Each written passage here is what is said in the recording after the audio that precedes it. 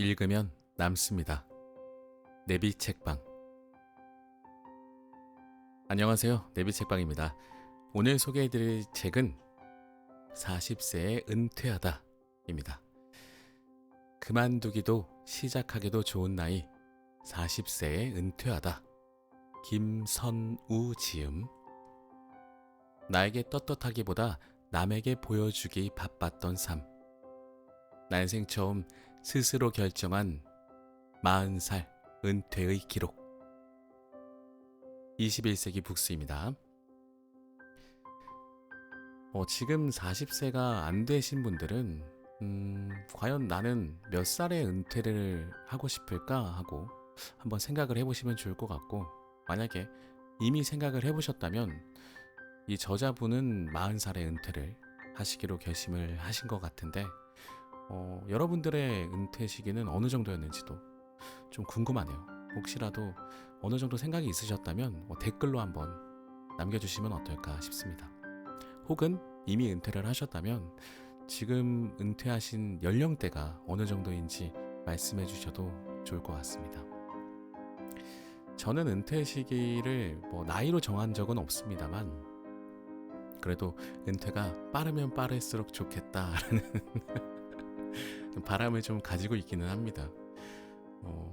그렇게 열심히 산 것 같지는 않아서 좀 죄책감이 들긴 합니다만 모르죠. 사람 인생이라는 게 어떻게 될지 모르니까요. 자, 그러면 우리 목차를 한번 같이 읽어보도록 하겠습니다. 프롤로그. 중지 버튼을 누르다. 1장. 내려놓기.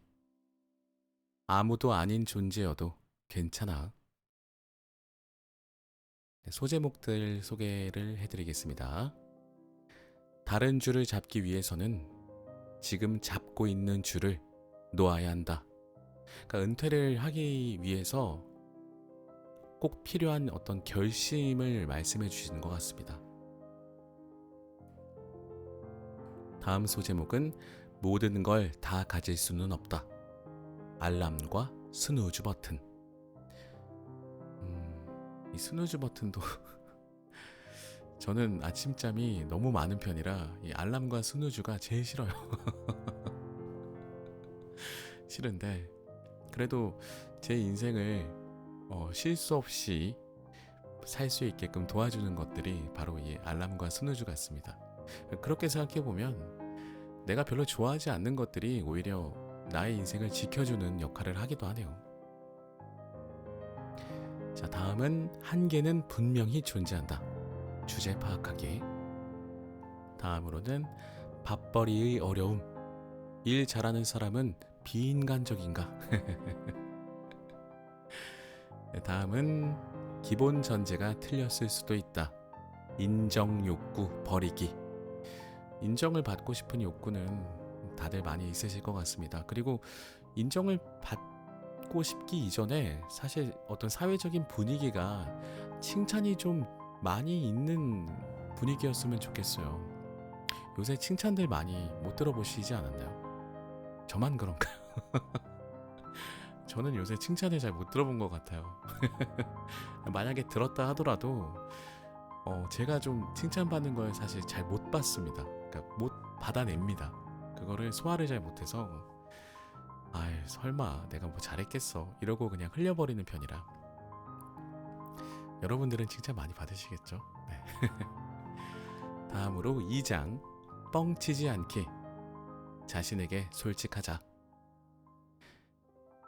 꽝만 나오는 복권 과연 계속 살 것인가? 사야죠. 저는 삽니다. 네, 꽝이지만 삽니다. 왜냐하면 어쨌든 계속 사는 행위를 해야 꽝이 아니라 언젠가 그 당첨이라는 결과도 얻을 수 있다고 생각하기 때문에 저라면 살 것 같습니다. 실제로 저는 일주일에 딱 1,000원씩 써요.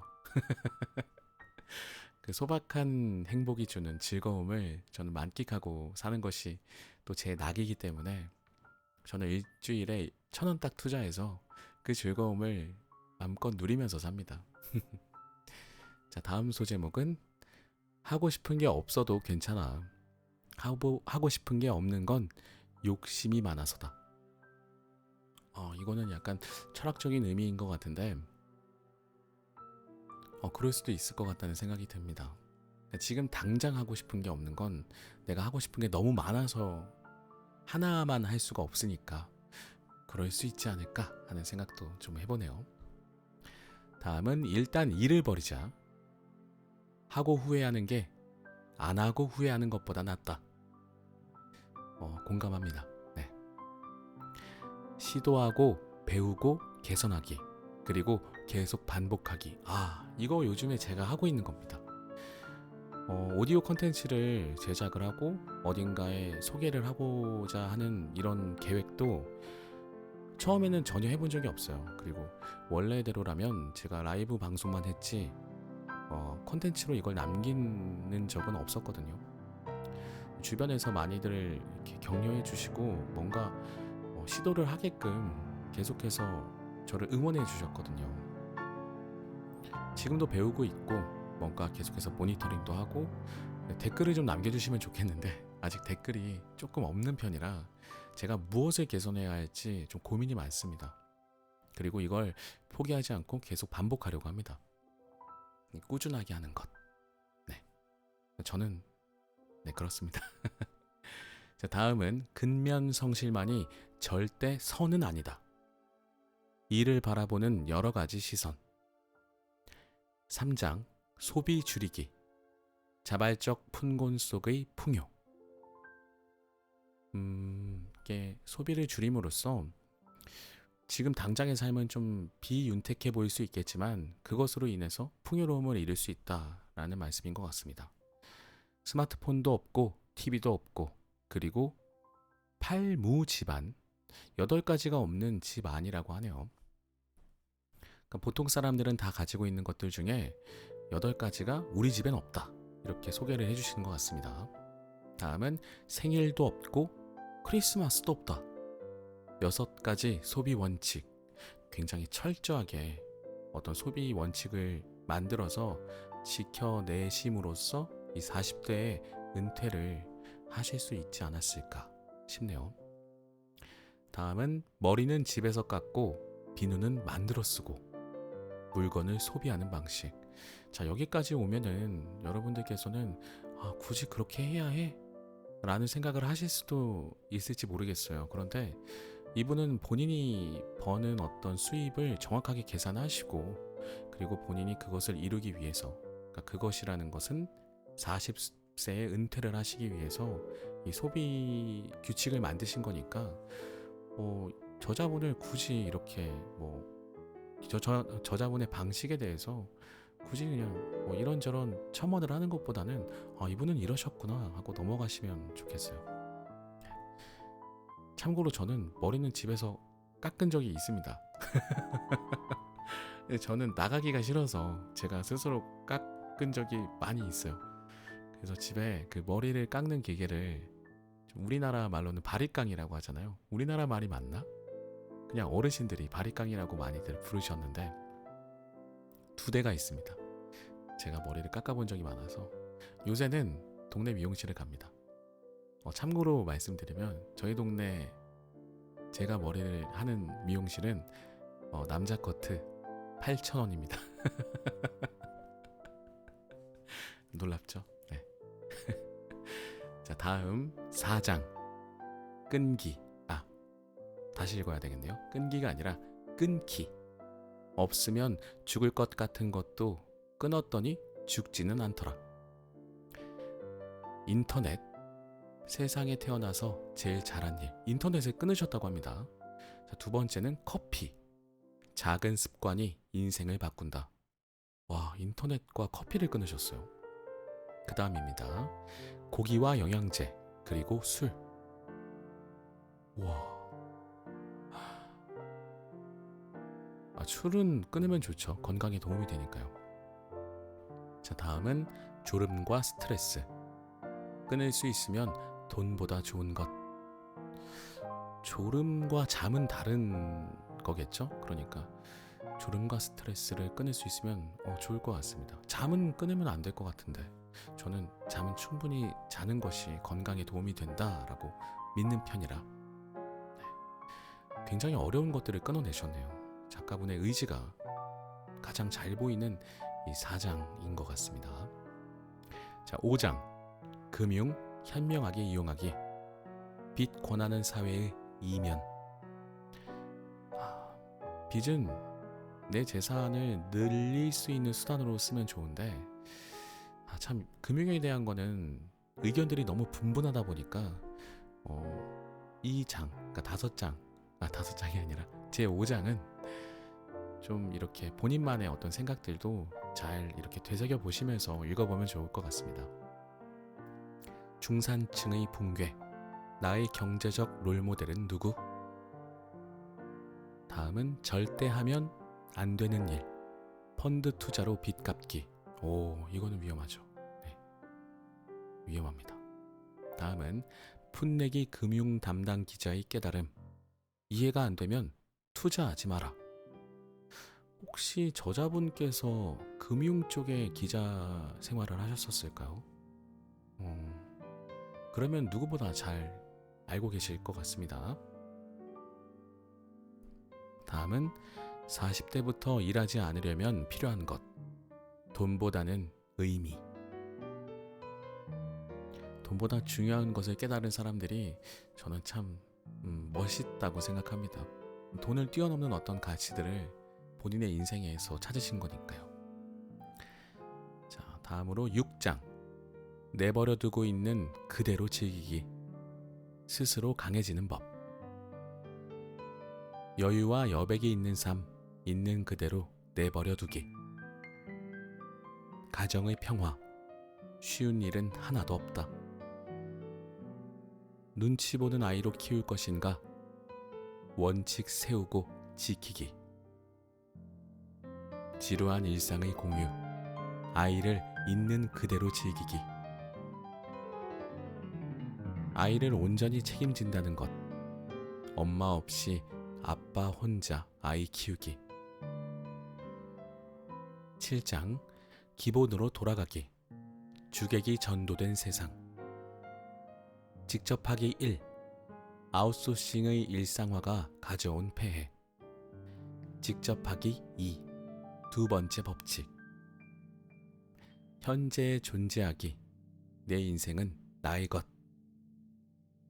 끊임없이 묻기. 왜? 라는 질문을 하자. 지속 가능하게 살기. 자연의 법칙을 거스르지 말자. 8장 샴페인 터뜨리기. 즐겁게, 다르게, 충만하게. 소제목 남들과 다르게, 과거와 다르게 살기. 남을 보지 말고 내 안을 보라. 심심하고 지루한 하루 일상이지만 매일 샴페인을 터뜨리는 충만함이 있다. 할 수 있는 자유보다는 하지 않을 자유. 하지 않을 자유도 있죠. 뭔가를 포기했을 때 주변에서 야, 너 그거밖에 안 돼? 막 이런 말 들으면 좀 기분 속상하잖아요. 근데 하지 않을 자유도 있다. 다음은 공짜로 운동도 하고 삶의 진리도 깨닫고 수상 안전 요원이 되다. 그러니까 뭔가를 또 은퇴는 하셨지만 이렇게 소득 활동을 그래도 겸할 수 있는 것들을 하셨네요. 자, 에필로그 나를 찾아온 여정.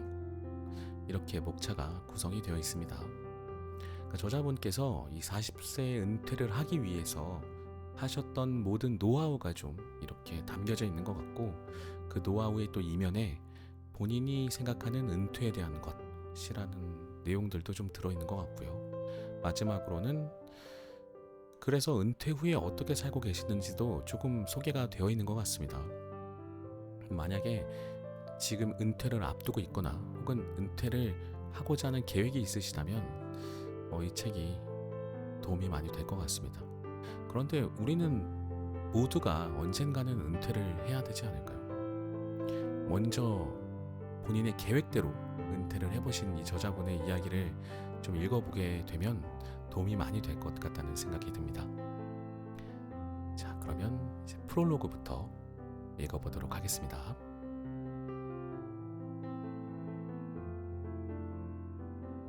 프롤로그.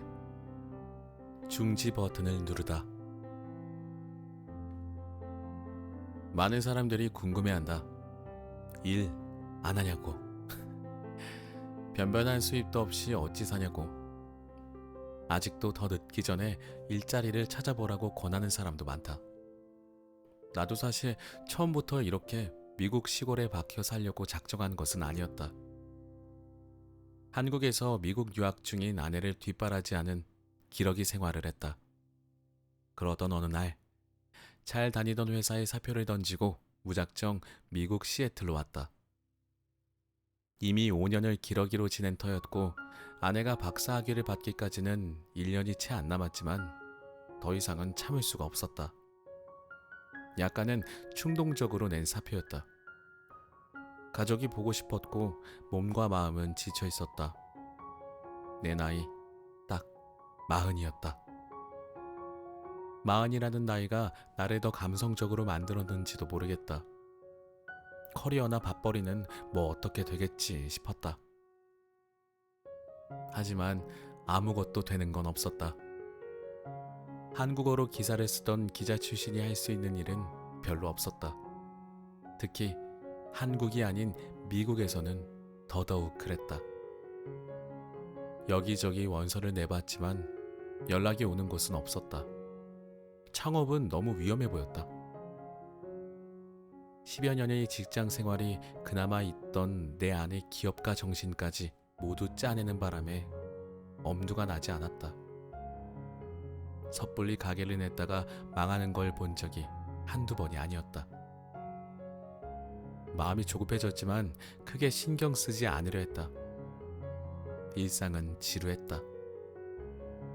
아침에 두 딸을 학교에 데려다주고 돌아와서는 다시 자는 날도 많았다.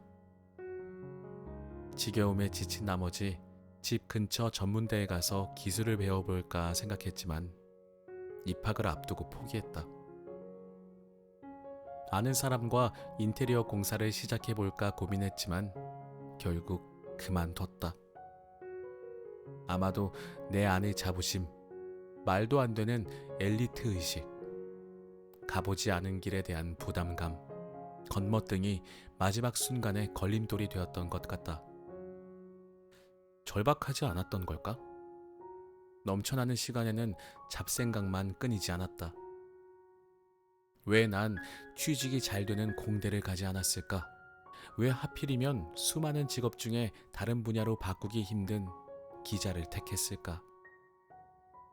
후회만 들었다. 그런데 시간이 지나자 생각이 바뀌기 시작했다.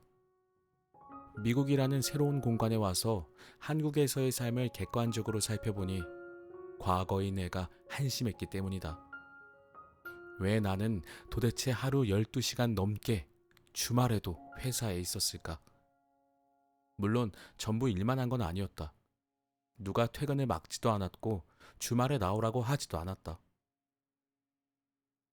왜 나는 별로 공부하고 싶지도 않은 대학원 박사과정에 등록해서 일하랴 공부하랴 힘들게 살았을까? 왜 가족을 멀리하고 회사를 가까이 하게 되었을까? 왜 고급 수입 자동차를 타고 싶었고 해외여행을 다녀야 했을까? 별 이유는 없었다. 그냥 남들이 그렇게 하니까. 그렇게 해야 한다고 하니까. 그렇게 하는 게 좋다고 하니까. 멋져 보이니까. 사실 내가 정말 하고 싶어서 하는 건 없었다. 그렇다고 삶의 재미를 느끼지 못했다는 건 아니다. 기자 일은 다이나믹해서 딴 생각을 할 틈을 주지 않았다. 여행도 틈틈이 좋다는 곳을 다녀보니 나쁘지 않았다. 박사과정에 등록한 뒤로는 일하면서 공부도 한다고 이야기하면 누구나 격려를 해주곤 했다. 오, 정말 열심히 사는군요. 라고. 아주 가끔씩 느끼는 행복감에 그래, 사는 게 이런 거지. 라고 속으로 생각하며 자족했던 것 같다. 그런데 어딘가 공허했다. 이런 공허함도 인생의 일부라고 여기며 다람쥐 쳇바퀴 돌듯 출퇴근을 했다. 그런데 꼭 이렇게 살아야만 하는 걸까? 이게 정답일까? 단 한 번도 나 자신에게 해보지 않았던 질문을 던졌다. 남들이 정해놓은 굴레에서 벗어나자 삶이 편안해지기 시작했다. 매일 매 끼니 아이들과 함께하는 식사가 즐거웠고 책 보는 즐거움을 다시 찾았으며 일이었던 신문이나 잡지 보기를 일상적으로 할 수 있게 되었다. 무엇보다 출퇴근을 하지 않는다는 사실이 편안해지기 시작했다. 뭔가 그럴듯한 일을 하지 않는다는 상황을 대수롭지 않게 여기기 시작했다. 어려서부터 열심히 공부해서 성공해야 한다고 배웠다. 고시 합격 또는 대기업 입사로 어떻게든 이름을 널리 알리거나 돈을 많이 벌거나 둘 다 해내야 성공으로 쳤다.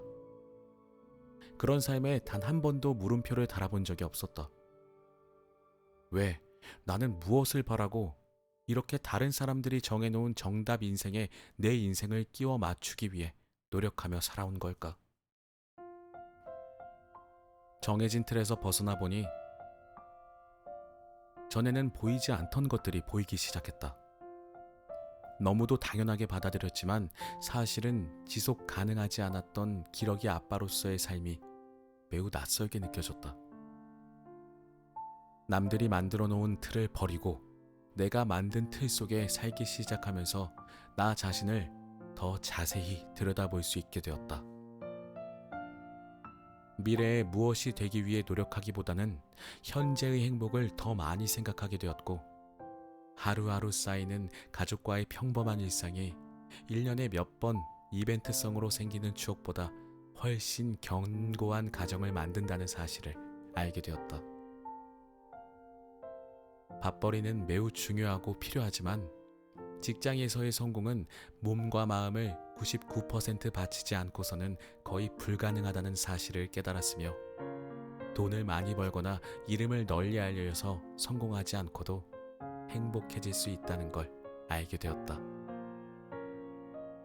아이들에게 뭐든 억지로 시키기보다는 가만히 내버려두고 충분히 기다려주면 뭐라도 스스로 찾아서 한다는 걸 배웠고 뭔가를 할 수 있는 자유보다는 아무것도 하지 않을 자유가 더 소중하다는 걸 깨달았다. 없으면 죽을 것 같은 것도 막상 없으면 적응하기 마련이며 해야 하는 것 말고 하고 싶은 걸 하라고 종용하는 세상에서 꼭 하고 싶은 게 없어도 괜찮다는 걸 알아가고 있다. 지금의 금융 시스템에는 최소한의 발만 담그는 것이 정신 건강에 좋으며 밤마다 하늘의 별을 바라보면서 이를 닦을 수 있는 곳에서 사는 건 엄청난 특권이라는 사실도 알게 되었다.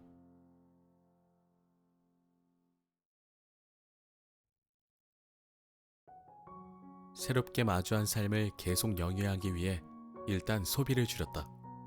물건은 되도록 사지 않았고 꼭 필요한 물건은 중고로 구입했다. 사람을 별로 만나지 않기에 좋은 옷을 입을 필요도 멋을 낼 필요도 없어 옷은 대충 입고 머리는 집에서 바리캉으로 깎았다. 저도 바리캉이라고 했는데.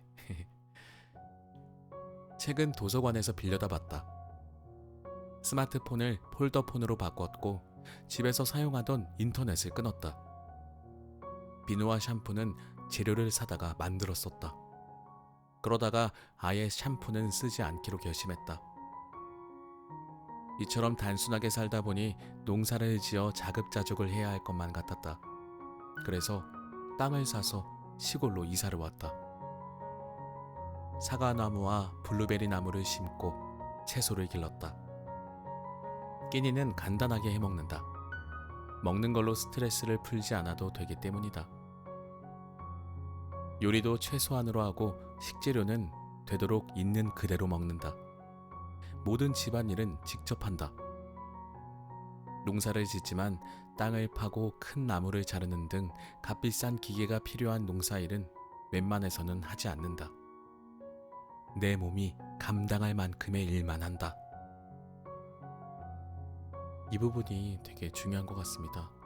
저는 책을 읽으면서 딱 제 머릿속을 관통하는 한 문장을 되게 발견하는 걸 좋아하는데, 내 몸이 감당할 만큼의 일만 한다. 이 문장이 딱 와닿네요. 계속 읽어보겠습니다. 그렇게 사표를 내고 미국에서 산 지 6년이 흘렀다. 그 사이 한국에서는 자신의 삶을 진지하게 들여다보는 사람들이 늘어난 것 같다. 남들이 하는 대로 따라하는 삶에 대한 의문이 생긴 듯하고, 너무 앞만 보고 달려온 지난 세월에 대한 후회도 조금씩 일고 있는 느낌이다. 지금 우리가 살고 있는 삶이 지속 가능하지 않다고 생각하기 때문일 것이다. 뭔가 사회적인 피로감이 몰려오고 있기 때문일 것이다. 그래서 워라밸에 대한 인식이 생기고, 소확행이라든가 욜로 같은 용어도 유행이다. 워라밸은 다들 아시죠?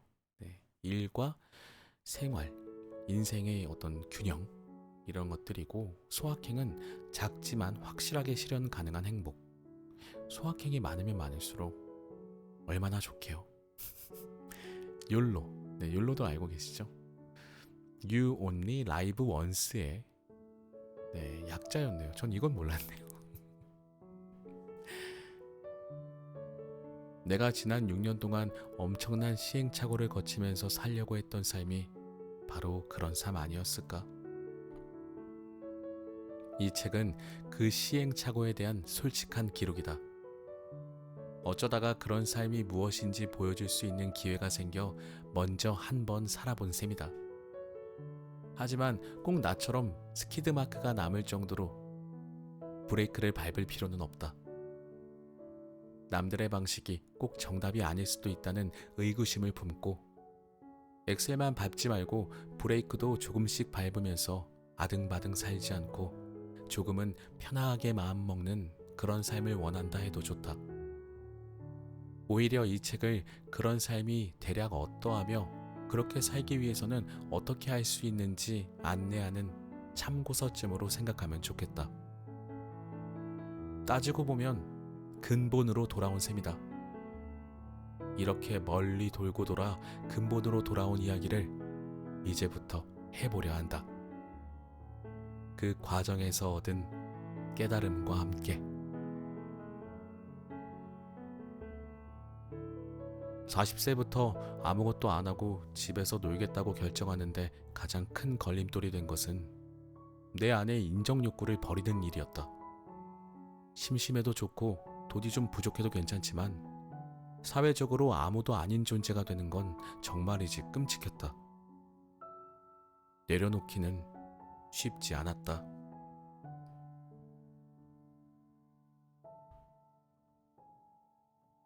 (1장) 내려놓기.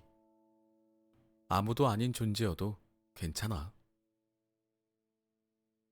제목: 다른 줄을 잡기 위해서는 지금 잡고 있는 줄을 놓아야 한다. 왜 그만두려는 거지? 김 기자, 이제 40이잖아. 지금부터는 이제까지 쌓아온 걸로 사는 곳이 한국 사회야. 나이가 들수록 대접받고 묻어가는 사회 기득권을 그냥 버리기 아깝지 않나? 다니던 신문사에 사표를 내겠다는 뜻을 밝히고 인사를 다녔다. 회사 선후배들을 주로 만났고, 당시 지면 원고를 쓰는 필자들도 많이 만났는데, 극과 극의 두 가지 의견이 가장 기억에 남는다. 첫 번째는 앞선 이야기로 한 경영학과 교수의 조언이었다. 나이 40이 인생의 전환점이라는 생각은 많이 해봤지만 이런 식의 아주 현실적인 접근은 새로웠다. 40까지 일한 걸로 묻어가는 사회라. 고민만 늘었다. 반대로 베스트셀러 작가인 한 심리학과 교수는 소주 한 잔을 사주며 잘 결정했다고 격려해줬다. 상담을 하다 보면 가족과의 좋지 않은 관계 때문에 고생하는 사람이 가장 많아. 사회적으로 성공한 사람들이 어떻게 보면 더 그래. 사람들이 죽기 전에 가장 후회하는 일이 가족과 행복한 시간을 많이 갖지 못한 거라고 하잖아. 무엇보다 가족과 함께하는 삶이 우선이지. 잘 생각했네. 사표를 쓸 때 한 가지 생각만 했다. 지금 잡고 있는 줄이 아무리 좋아도 다른 줄을 잡기 위해서는 지금 잡고 있는 줄을 놓아야만 한다는 생각. 왜 다른 줄을 잡아야 하는지, 다른 줄이 어떤 줄인지, 다른 줄이 있기는 한 건지 고려조차 하지 않았다. 나는 너무 지쳐 있었다. 13년차 신문기자인 나는 주눅이 들어 있었다. 갈수록 줄어드는 인쇄 매체의 영향력과 광고 때문에 기업의 눈치를 볼 수밖에 없는 분위기는 자존심 하나로 사는 기자들의 어깨를 처지게 만들었다. 10여 년 전만 해도 인기 아이돌 그룹의 멤버가 인조인간 같다는 기사를 쓰면 여고생으로 추측되는 독자들의 밤길 조심하라는 창의적인 욕설이 담긴 메일이 쏟아졌고, 전국 주유소 가격 전수조사 관련 기사가 나가면 상대적으로 비싼 가격의 주유소에서 어떻게 알고 전화를 해서는 왜? 네 배에는 칼이 안 들어갈까? 라는 협박도 했다. 재테크 기사를 쓰면 졸업 후 본 적도 없는 초등학교 동창이 너 땡땡땡이지? 하면서 메일을 보냈다.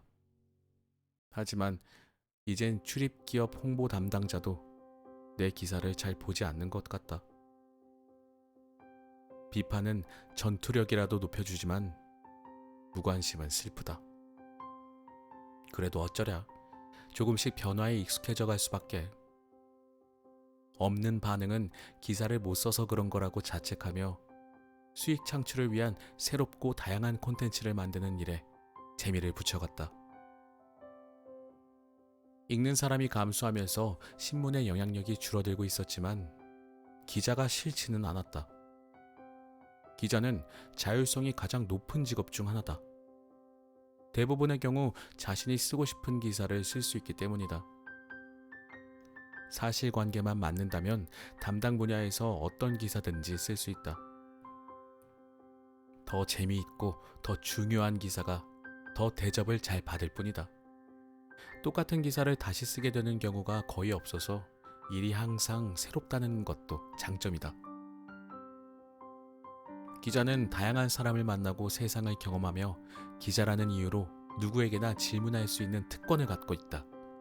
물론 이를 남용하는 일부 기자들 때문에 때로는 많은 욕을 먹기도 한다. 하지만 대부분의 기자들은 국민의 알 권리를 충족하기 위해 부지런히 돌아다니며 사실을 취재하고 언론사를 대표해 담당 분야의 문제점을 캐고 다닌다. 선거철에는 정치부 기자들이 정신없이 후보들을 쫓아다니고 각종 비리 게이트가 터지면 법조 기자들이 밤을 새며 입시철에는 교육 담당 기자들이 숨 쉴 틈조차 없는 것처럼 일이 한없이 바빠지기도 한다. 하지만 2002년 한일 월드컵 때 사회부 기자로서 거리 응원을 취재한 경험을 떠올려 보면 어떤 사건의 최전선에서 일할 수 있다는 건 대단한 축복이다. 월드컵 16강전 거리 응원 취재 중 이탈리아를 상대로 안정환 선수가 연장전에서 역전골을 터뜨렸을 땐 펜과 수첩을 집어 던지고 시민들과 강강수월래를 쳤다. 반면 북한과의 서해교전 때 목숨을 잃은 장병들의 가족들에겐 눈물이 나서 단 한마디도 묻지 못했다. 기본적인 사실조차 확인하지 못해 선배에게는 혼이 났지만 처음으로 죽음을 어렴풋이 느꼈고 세상을 배웠다. 미국 라스베이거스에서 열리는 CES 국제전자제품 박람회나 독일 프랑크푸르트 모터쇼와 같은 세계적인 이벤트를 취재했으며 출입부처 장관이나 세계 최고 기업들의 창업자 혹은 임원과 같이 성공한 사람들을 만나는 행운을 누리기도 했다. 나에게 기자는 분에 넘칠 만큼 다이내믹한 직업이었다. 사실 내가 지쳤던 가장 큰 원인은 신문 산업의 위기가 아니라 5년차 기러기 남편이자 아빠였기 때문이라고 해야 맞을 것이다. 그냥 기러기도 아니고 아이 하나 딸린 기러기. 첫째는 공부하는 엄마를 따라 미국에 살면서 거의 미국 사람이 다 되어가고 있었고, 둘째는 한국에서 양가 할머니와 할아버지의 사랑을 듬뿍 받았지만 엄마의 존재를 엄마라는 단어로만 알면서 자라고 있었다. 아빠인 나조차도 둘째를 어머니에게 맡기고 집 밖에서 하루 16시간 이상씩 보내는 날이 많았다. 엄마 없이 사는 둘째는 사실 아빠 얼굴도 잘 보지 못하고 사는 셈이었다. 사표를 내겠다고 하자 미국에 있는 아내가 대뜸 미쳤냐고 했다. 당신은 회사 생활이 필요한 사람이야. 조직에 속해서 안정감을 가져야 하는 사람이 왜 사표를 내? 내가 박사 그만두고 들어갈게. 하지만 기자보다는 교수가 낫지 않을까 라는 생각을 어렴풋이 했던 것 같다. 끝까지 내가 가겠다고 우겼다. 이 저자분께서 그 와중에도 뭔가 생각과 고민을 하고 결정을 하신 것 같아서 갑자기 그 생각하고 고민하시는 모습을 좀 상상했더니 저도 모르게 웃음이 좀 났습니다. 뭐 비웃는 게 아니라 기분 좋은 그런 미소 같은 게 난 거니까 오해 없으시길 바랍니다. 그리고 아내분을 생각하는 마음이 너무 예쁘잖아요. 아내가 멋지게 박사학위를 받은 뒤 교수가 되리라 믿어 의심치 않았다. 나중에 믿는 도끼의 발등을 지켰지만 뭔가 반전이 있나 봅니다. 머릿속이 복잡해졌다. 지금 잡고 있는 줄, 가보지 않은 길, 기회비용과 리스크, 경력관리. 수많은 생각들이 맴돌다가 사라지기를 반복했다. 사표를 쓸 때는 지금 잡고 있는 줄을 놓아야 한다는 한 가지 생각이라도 했는데 이제는 아무 생각이 없어졌다. 그냥 내 식구가 함께 사는 행복한 그림을 그렸다. 그렇게 미국행 비행기 표부터 결제했다. 그리고 둘째와 둘이서 비행기에 올랐다. 그때만 해도 나는 아내가 박사학위를 받을 때까지 1년 정도 집에서 아이들과 놀면서 쉴 계획이었다. 그 뒤에는 또 어찌 되겠지 했다. 그만큼 난 지쳐 있었다. 하지만 그게 얼마나 한심하고 위험한 생각이었는지 깨닫는 데는 몇 달이 채 걸리지 않았다. 다만 사표를 쓴 지 6년이 지난 지금 한 가지는 확실히 배웠다. 지금 잡고 있는 줄을 놓아야만 다른 줄을 잡을 수 있다는 진리라는 사실.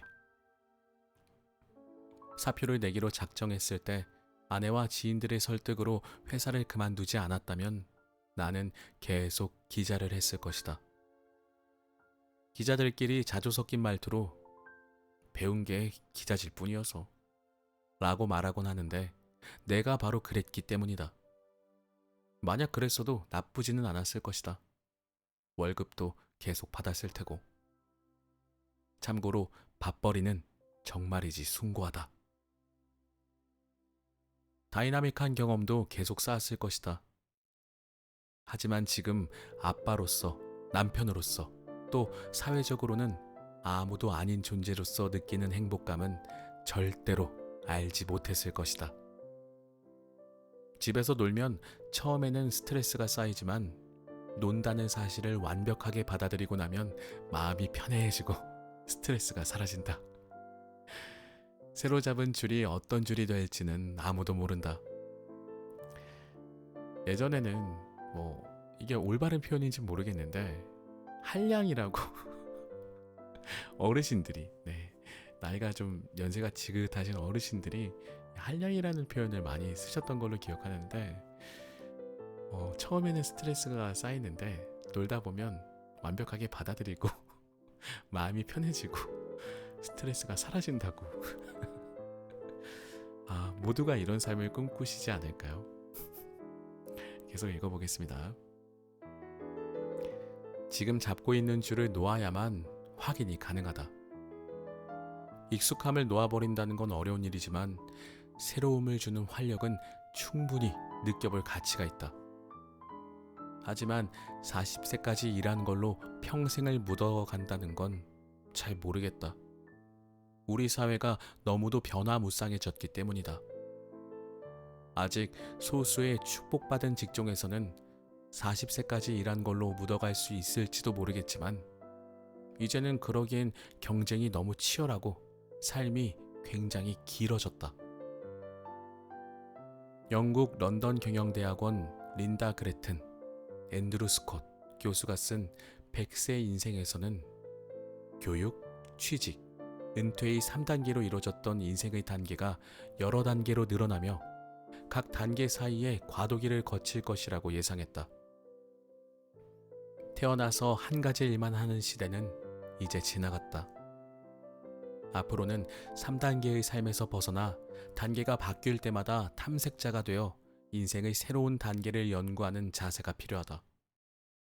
이때 나에게 정말 중요한 것은 무엇인가? 나는 어디에 관심을 갖고 있는가? 와 같은 질문을 던지는 것이 좋다고 한다. 나는 단 한 번도 나에게 던져보지 않았던 이런 질문들을 사표를 던져놓고 묻기 시작했다.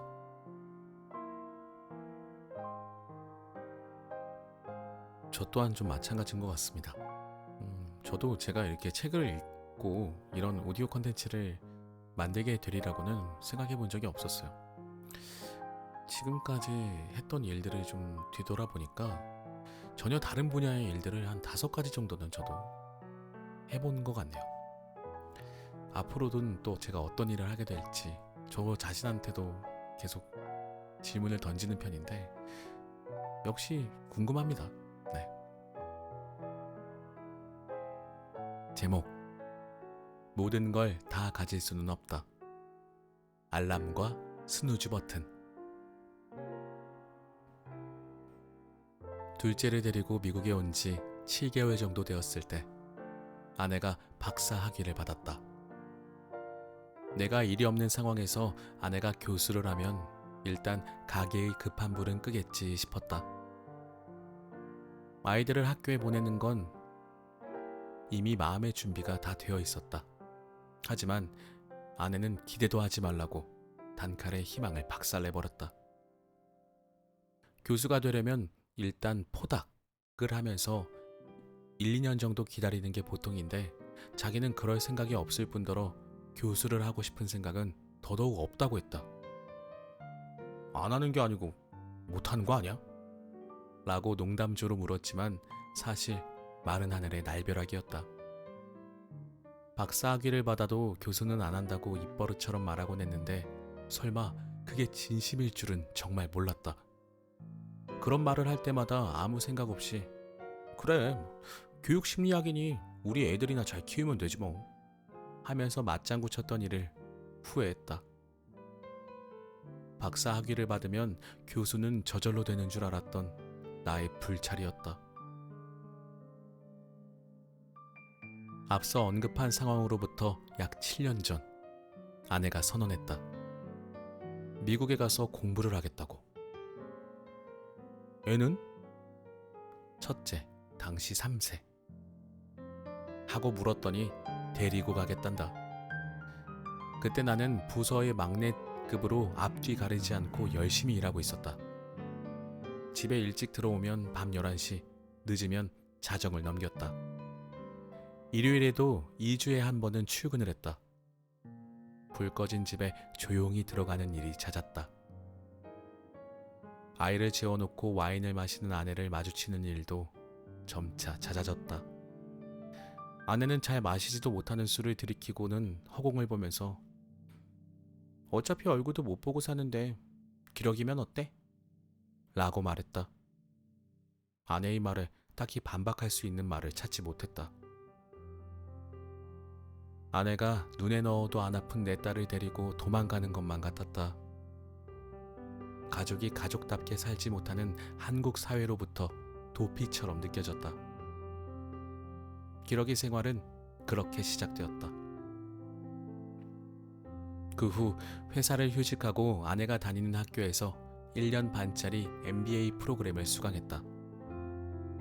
그렇게라도 하지 않으면 아내와 딸이 보고 싶어서 도저히 견딜 수가 없을 것만 같았다.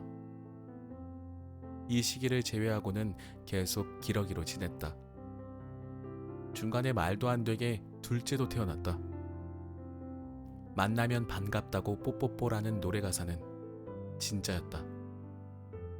둘째를 키우는 건 할아버지와 할머니의 몫이었다.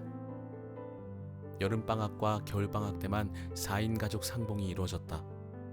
그러다가 2013년 가을, 드디어 나는 퇴사를 하기로 마음먹었다.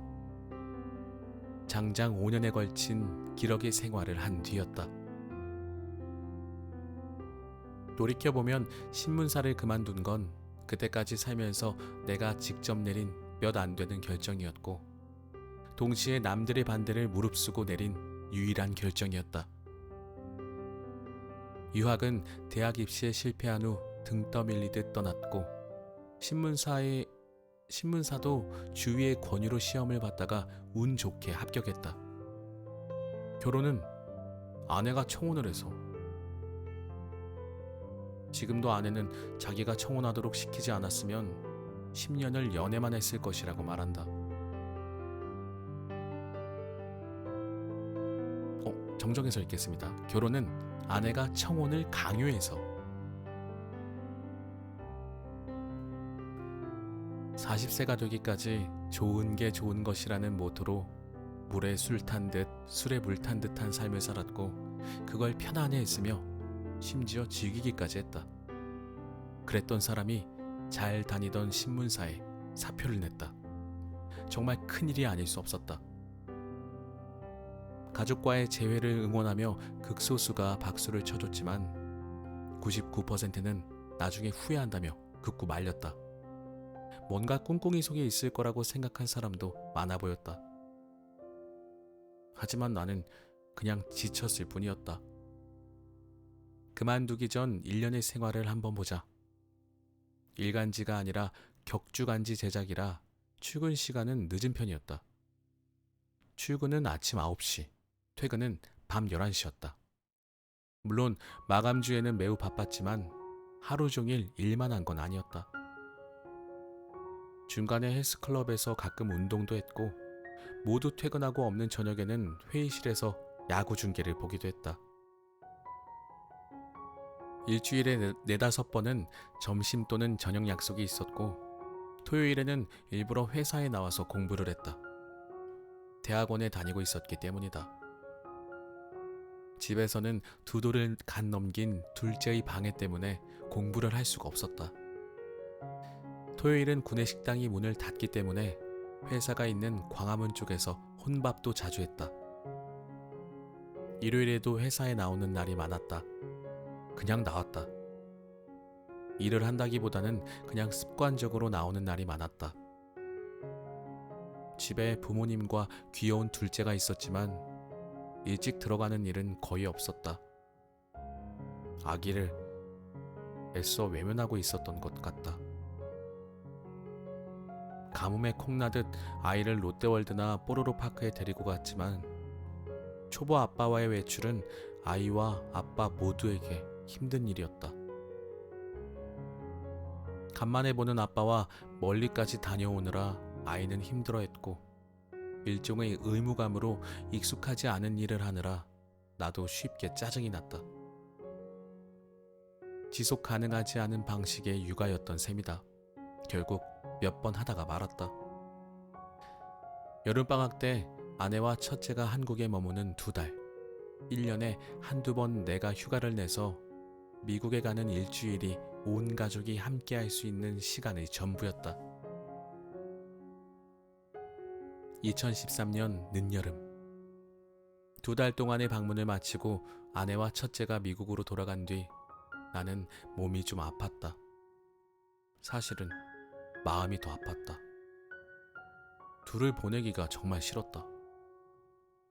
둘째에게는 못할 짓을 하는 것 같았다. 스스로에게 물었다. 왜 사냐고. 살면서 단 한 번도 나에게 묻지 않은 질문이었다. 항상 어른들이 하라는 대로, 주변에서 하라는 대로 안전하고 조금은 편안하게 살아온 삶이었다. 일단 가을 학기 대학원 수강을 신청하지 않았다. 내가 왜 사는지 생각해 볼 시간이 필요했다. 나라는 개인의 존재 이유는 직업인으로서의 기자일까? 내가 다니는 회사의 조직 구성원일까? 대학원생일까? 부모님의 아들일까? 아내의 남편일까? 두 딸의 아빠일까? 모든 것이 조금씩 존재 이유에 포함되겠지만 그 중에서 제일 중요한 것은 무엇일까? 도대체 무슨 부귀영화를 누리겠다고 아빠나 남편으로서의 의무를 버리고 사는지 싶었다. 기자를 계속한다면 아마도 머지않아 데스크가 되고 운이 아주 좋으면 한 부서의 부장 정도는 할 수 있으리라고 생각했다. 하지만 그 이상은 도저히 그림이 그려지지 않았다. 앞으로 집에 더 늦게 들어가면 들어갔지. 지금보다 일찍 들어가는 일은 없을 것 같았다.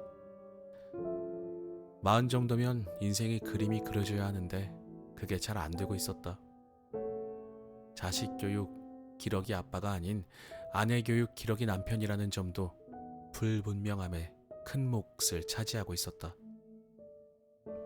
한 가지 너무도 분명한 건 좋은 집에 살고 좋은 차를 타며 직장에서는 승승장구하고 집에서는 좋은 아빠 겸 남편이 되는 건 진즉에 물 건너갔다는 점이었다.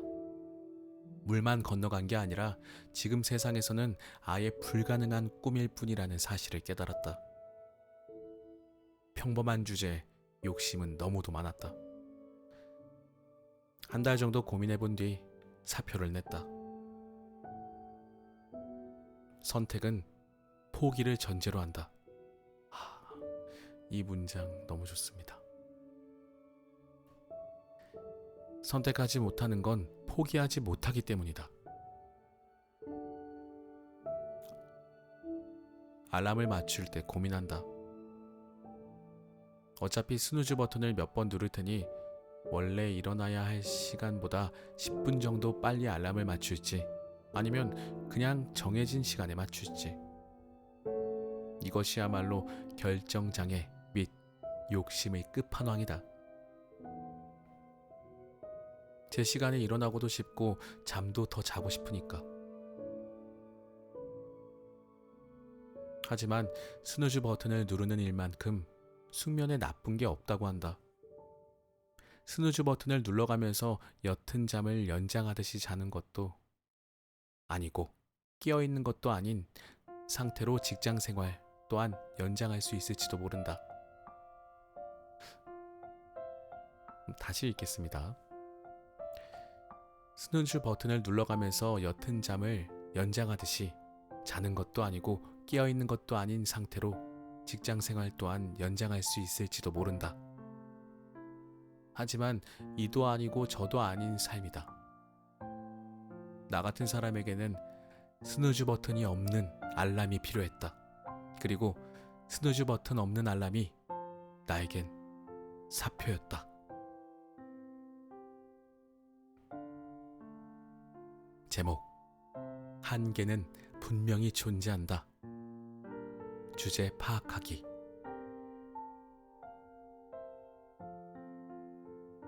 (2012년) 여름, 기자로서 농업으로 성공한 농부들의 이야기를 취재할 때였다. 전남에서 쌈 채소로 성공한 한 농부를 만나러 갔다. 몸이 좋지 않은 자녀를 위해 건강한 먹거리를 만들겠다는 신념으로 유기농 쌈 채소 농사를 시작한 진정성 있는 농부였다. 그가 말했다. 건강한 먹거리 재배를 위한 노하우를 전수하고 싶은데 쉽지 않아요. 모든 것이 다 갖춰진 비닐하우스를 싼 값에 사고 처음부터 끝까지 농사일을 가르쳐 주겠다고 해서 내려온 사람들이 있어요. 그런데 이 사람들은 농사 짓느라고 바쁜 게 아니라 놀러 다니기 바빠요. 많은 사람들이 힘든 농사일은 외면하고 돈만 벌고 싶어 하죠. 당시에는 쌈채소 비닐하우스를 사놓고 놀러 다니는 사람들을 이해하지 못했다. 직접 농사일을 하고 나서야 결코 간단하지 않은 일이라는 사실을 알게 되었다. 정규 직장인 또는 자영업자처럼, 아니, 어쩌면 이들보다도 더 작물에 매달려야 겨우 생산성을 유지할 수 있는 고된 직업이 바로 농부였다. 사표를 내고 미국으로 건너온 지 1년 정도 되었을 때였다. 아직은 어딘가에 취직할 수도 있지 않을까라는 헛된 꿈을 꾸고 있었다. 하지만 명확하게 원하는 것이 없는 수동적인 구직 활동은 좋은 결과를 맺지 못했다. 일은 구해지지 않았다.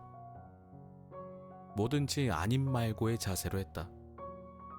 뭔가가 되었다면 그게 더 이상한 상황이었다. 아침에 등교해 밤늦게 하교한 학생 때부터 아침에 출근해 밤에 퇴근하는 생활을 이어온 직장인 때까지 집에서는 별로 지내본 적이 없는 사람인지라 집에만 있는 일도 고역이었다.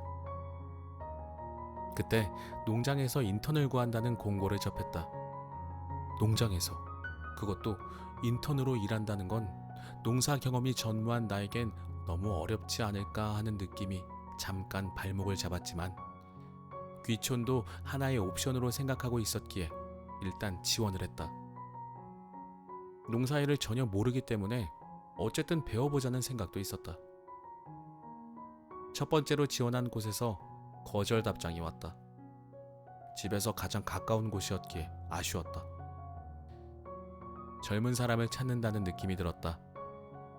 나보다 젊은 부부가 운영하는 농장인데다 홈페이지에 나온 사진 속 인턴들이 모두 20대로 보였다. 아, 이젠 인턴도 안 되는구나. 40대 동양인 아저씨는 농장에서 버거운 존재일 수 있겠다 싶었다. 두 번째로 지원한 농장은 집에서 조금 멀리 떨어진 배를 타야 들어갈 수 있는 섬에 위치했다. 일단 오라고 연락이 왔다. 인상 좋은 주인 할아버지는 나를 데리고 농장을 돌아다니며 이것저것을 묻더니 일단 며칠 나오라고 했다. 경험은 그다지 중요하게 생각하지 않은 듯 했다. 토마토를 주로 기르면서 채소란 채소는 안 기르는 게 없는 농장이었는데 섬이라 일할 사람이 없어서 그런지 나에게 인턴 자리를 주는 것 같았다. 숙소까지 제공되었지만 출퇴근 시간이 걸리더라도 집에서 다니고 싶었다. 기러기 생활이 싫어서 미국까지 왔는데 또 가족과 떨어질 수는 없었다. 새벽 5시에 일어나서 준비하고 나와 아내가 배 타는 곳에 내려주면 25분 정도 배를 타고 간 뒤에 다시 40분 정도 버스를 타고 가야 했다. 산 넘고 물 건너 하는 출근이라니. 겨울철이 가까워 오던 계절이라 일이 많을까 싶었지만 기우에 지나지 않았다. 일은 넘쳐났다. 케일과 차드, 당근 수확에 비닐하우스 안에 잡초 뽑기, 샐러드용 채소 포장하기 등 굉장히 힘들었다. 쓰지 않던 근육을 사용하는 데다 허리를 굽히고 일을 해야 해서 오후에 일이 끝나면 녹초가 되었다. 오전 내내 서서 일하고 점심 도시락을 얼마나 배가 고픈지 샌드위치를 2개씩 싸야 했다. 먹을 때만 한 번 앉고 오후 내에 일한 뒤 버스 탈 때가 되어서야 또 앉을 수 있었다. 요즘에는 일부러 서서도 일한다는데 매우 건강해질 것 같았다. 12월에 조금 일하다가 농한기인 1월과 2월을 건너뛰고 3월부터 정식으로 일을 시작했다. 나보다 나이가 많은 50대 아주머니도 인턴으로 같이 일했다. 딸과 아들을 모두 결혼시키고 이혼한 백인 아주머니였다. 인상은 약간 까칠해 보였으나 의외로 성격은 매우 좋았다. 체력은 더 좋았다. 어찌나 일을 잘하는지 오히려 나를 배려해 줄 정도였다. 뭐라도 일을 시작해서 마음은 편했지만 몸은 정말 힘들었다. 씨를 뿌리고 모종을 옮겨 심고 겨우내 놀던 밭을 다시 일구고 비닐하우스를 새로 짓고 돼지에게 사료를 주고 닭에게도 사료를 주고 닭똥이 묻은 달걀을 씻고 채소도 씻고 농기구도 청소하고 그야말로 인턴이었다. 한 달에 $600를 받는 인턴. 수입보다는 배움에 방점이 있는 그런 인턴. 산 넘고 물 건너는 출근에 $600의 절반 이상이 쓰였다. 땅덩어리가 커서 그런지 교통비도 비쌌다. 이런저런 농사일을 배우면서 몸은 힘들지만 마음만은 즐겁게 산 넘고 물 건너 출퇴근을 했다. 하지만 불행하게도 오래 가지 못했다. 한 달 정도 다녔을 때였다. 너무 무리를 했던 걸까? 처음 해보는 일이라서 힘 조절이 안 되었던 걸까? 손목이 움직이기가 힘들 정도로 아팠다. 농사일을 하면 손목을 많이 쓰는데 하루 종일 손목을 쓰는 일만 하니 무리가 갔을 만도 했다. 오른쪽 손목이 너무 화끈거려 밤에 잠을 못 잘 정도였다. 검색해보니 손목 터널 증후군과 증상이 똑같았다. 10년 넘게 사무직으로 일할 때도 걸리지 않았던 손목 터널 증후군이라니. 아파서 못 나오겠다는 나에게 농장주 할아버지는 이렇게 말했다. 농부는 손목 터널 증후군에 안 걸려. 좀 쉬다가 다시 일할 수 있으면 연락해요. 일이 너무 힘들어 꾀병을 부린다고 의심하는 것 같았다. 그걸로 끝이었다. 슬펐다. 고작 한 달이라니. 농장 일을 하면서 깨달은 점도 있다. 우선 출신 성분의 영향을 무시하지 못한다는 점이다. 창피하지만 도시에서 나고 자란 나에게 흙을 만지고 동물의 똥을 치우는 일은 굉장히 낯설었다. 닭장에 사료를 주러 들어갔는데 닭 60여 마리가 모두 나만 바라보는 모습에 약간 소름이 끼친 적도 있다. 귀여운 돼지들도 언젠가는 도살장에 끌려가니 정을 붙이지 말라는 이야기도 충격이었다. 도살장에 갈 때는 아무리 때려도 트럭에 타지 않기 때문에 3일을 굶긴 뒤에 트럭 안에 먹을 걸 갖다 놓아야 타는 똑똑한 돼지들이었다. 일을 하면서 조금씩 적응해 나갔지만 첫 경험의 충격은 컸다. 농장 인턴을 시작했을 때가 1년 동안 아무것도 안 하고 논 직후였기 때문에 일하고자 하는 욕구는 충만했고 어느 정도는 절박하다고 생각했다. 40대에 접어들었지만 체력도 아직 팔팔하다고 느꼈다. 하지만 농사는 결코 만만하게 볼 일이 아니었다. 몸이 견디지 못해 인턴도 하지 못한다는 사실이 슬펐다. 그나마 나에게 육체 노동이 맞지 않는다는 사실을 확인한 점은 작은 소득이었다. 군대 훈련병 시절 몸집이 크다는 이유로 진지구축공사에 차출된 적이 있었는데 덩치만 크지 일은 잘 못한다는 이야기를 들었을 때 알아봤어야 했다. 그래서 송충이는 솔잎을 먹어야 한다. 아니라고 말할 수 있으면 좋겠지만 한계는 분명히 존재한다. 의욕만 있으면 다 할 수 있다고 하는데 이건 사실이 아니다. 나이 40이 넘어서 단 한 번도 해보지 않은 육체 노동에 도전하는 건 무모한 일이다. 또 다른 깨달음은 유기농법의 허상이었다. 내가 일한 농장은 100% 유기농장이었지만 유기농 인증은 상당히 쉬워 보였다. 같이 일하던 한 농부는 한 주에 유기농 심사를 하는 공무원이 하나뿐인 것 같다 라며 웃었다. 그만큼 설렁설렁해도 통과가 된다는 뜻이었다. 해마다 강력해지는 병충해 때문에 유기농 인증을 받는 농약이 갈수록 늘고 있다는 이야기도 들었다. 진정한 유기농이 아니라는 의미다. 사실 유기농으로 키운 과일과 채소는 못생긴 게 많다. 농약을 주지 않으면 벌레를 막기가 쉽지 않기 때문이다. 하지만 그런 과일이나 채소를 시장에 내놓으면 아무도 사지 않기 때문에 예쁘게 생긴 것만 골라서 포장을 하곤 했다. 이후로 마트에서 벌레 먹고 못생긴 과일과 채소를 싼 값에 팔면 꼭 샀다. 또 농사는 작게 자급자족 수준으로 지으면 만족할 수는 있을지 모르지만 너무 크게 버리면 엄청나게 힘들 수도 있겠다는 걸 깨달았다. 어쨌든 농사 지을 때 얼마나 힘 조절을 잘못했는지 그 뒤로도 1년 동안 손목이 아파 고생을 했다. 네, 오늘은 여기까지 읽도록 하겠습니다. 자, 40세에 은퇴하다. 네, 이 책을 한번 읽어봤는데 네, 김선우 전 기자님께서 네, 지어주셨죠. 생각이 좀 많이 또 드는 책이네요. 그리고 40세에 은퇴를 하기 위해서 물론 은퇴하는 순간에는 무작정 결정하시고 아무 계획 없이 은퇴를 하셨지만 그 나이 때까지 그때까지 정말 열심히 살아온 것이 사실이시잖아요. 그러니까 우리가 은퇴를 앞두고 혹은 은퇴를 계획하고 나서는 그 전까지는 그래도 하는 일에 최선을 다해서 열심히 살아야 한다는 것을 꼭 알아야 할 것 같습니다. 물론 다 알고 계시겠죠. 저만 잘 모르는 것 같은데.